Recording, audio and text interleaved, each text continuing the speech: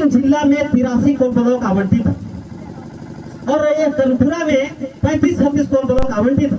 इसमें विशेष रूप से आपको बड़कागांव, केरेडारी, टंडवा प्रखंड और लातेहार प्रखंड, वो चकला वाला जो बनहरदी वगैरह ये जो कोल ब्लॉक है, ये सारे क्षेत्रों को मिलाकर जितने बड़े पैमाने पर उजड़ेगा, ये सारे परियोजनाओं में 80 से 90% अधिकांश भाग जंगल है। तो सोचिए कि जंगल की सफाई किस कदर होगा। आज दिल्ली में AQI जो हवा का जो गुणवत्ता मानक जो होता है उसको देखा जाए तो आज वहाँ 18% आ गया और इसके कारण है कि वहाँ बहुत ज्यादा इंडस्ट्रीज लगना, धूल, बहुत ज्यादा गाड़ियां चलना, कार्बन डाइऑक्साइड का उत्सर्जन होना, जंगल का अभाव होना, बिल्कुल जंगल नहीं होना। दादा ने कहा कि 9-10 पेड़ चाहिए कम से कम एक व्यक्ति के लिए, और वहाँ इतनी बड़ी आबादी है और पेड़ का पता ही नहीं। आज वहाँ के लोग ज्यादा बीमार हो रहे हैं, हॉस्पिटलों में उनको सिलेंडर से ऑक्सीजन लेना पड़ रहा है। तो 18% से जैसे ही ये 15% आएगा, लोग पता के मरने लगेंगे।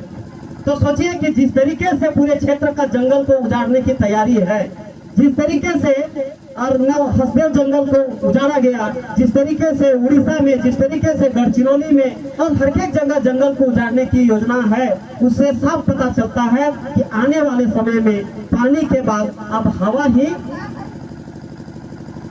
ही व्यापार बनने वाला है। आज ये पानी आज से 20 साल पहले क्या बिकता था? क्या नहीं बिकता था।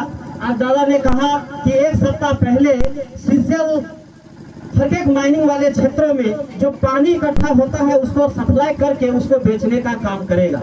मतलब कि आपकी जमीन गई, आपकी लेके कोई चिंता नहीं है, लेकिन आपकी जमीन से वो खनिज बेचेंगे और फिर पानी बेचेंगे और जंगल को भी खत्म करेंगे, और जंगल खत्म करने के बाद ये फिर हवा बेचेंगे।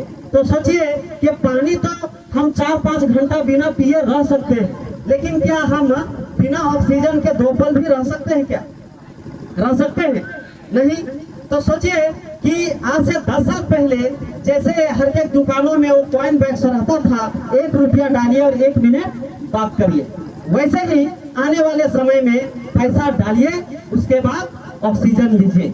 समय समय पर आपको चेक किया जाएगा कि आपके शरीर में ऑक्सीजन का लेवल क्या है। अगर घटेगा तो कौन कौन सी बीमारियां हावी हो सकता है। तो बचने के लिए जगह जगह पे ऑक्सीजन लीजिए। मतलब ऑक्सीजन का एक बड़ा व्यापार बनाने की तैयारी चल रही है।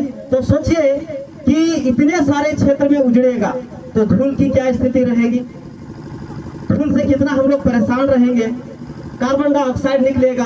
अब धनबाद के झरिया वाले क्षेत्र में जाइए, हम लोग को बिल्कुल पसंद नहीं आएगा, ऐसा वहाँ पे गंध आते रहता है। तो कार्बन डाइऑक्साइड और बहुत सारे गैस का मात्रा जब ऑक्सीजन में बढ़ेगा तब फिर हमारे स्वास्थ्य के लिए बहुत दिक्कत होगा। आने वाले समय में क्या हम लोग चाहते हैं कि हमारे बाल बच्चा भी ऑक्सीजन खरीदे, सांस पर भी पैसा लगे?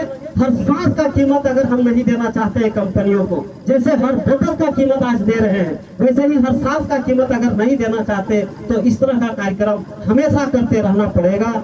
हम जानते हैं कि आप लोग बहुत सारे संकट से जूझ रहे हैं, पारिवारिक दिक्कतें भी है, लेकिन साथ साथ इस आंदोलन को भी चलाते रहना पड़ेगा। आधुनिकता के इस दौर में हम भले बहुत सोच ले कि हम बहुत बड़ी बड़ी गाड़ियां ले लें, बहुत कुछ एडवांस सोच ले, लेकिन अंततः आपको जीवित रहने के लिए ये रोटी, ये पानी और ये हवा, ये बहुत जरूरी चीज है। प्रकृति आपको मुफ्त में दिया था, लेकिन ये कारपोरेट और ये व्यवस्था, ये सरकारों ने मिलकर इसको व्यापार बना दिया है। हमारे पुरखों ने इसको बचाने के लिए लड़ा, आगे भी आपको ऐसे ही लड़ते रहना पड़ेगा, सचेत रहना पड़ेगा, क्योंकि समय समय पर आपके यहाँ भी ड्रिल करके ये काम को करने की तैयारी चल रही है। अगर हर जगह लोग ऐसा ही छोड़ देंगे तो सोचिए क्या स्थिति होगा कि हमको सांस तक खरीदने की नौबत